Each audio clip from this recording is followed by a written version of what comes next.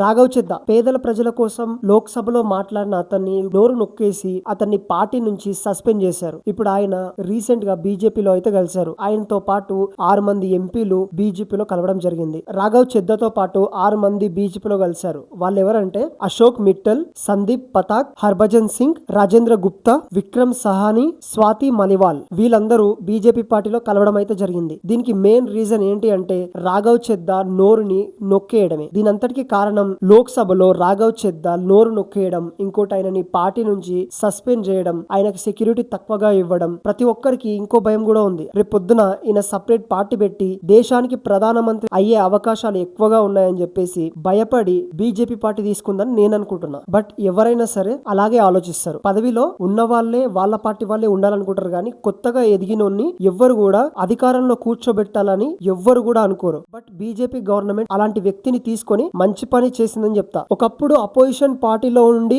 ఇన్ని చేసిన వ్యక్తి ఇప్పుడు పవర్ లో ఉన్న పార్టీలో ఉండి ఇంకెంత చేయొచ్చు, ఇంకెంత ప్రశ్నించొచ్చు. ఇప్పుడున్న ఈ బీజేపీ పార్టీ కూడా ఆయన ఆలోచనల్ని, ఆయన మాటల్ని లోక్సభలో ఆయన గొంతు నొక్కేస్తారా లేదా ఆయనని మాట్లాడనిస్తారా అనేది వేచి చూడాల్సిన విషయమే. కంటెంట్ నచ్చితే లైక్ చేయండి, అదే విధంగా సబ్స్క్రైబ్ చేయండి. నేనున్నానని మాత్రం అస్సలు మర్చిపోకండి.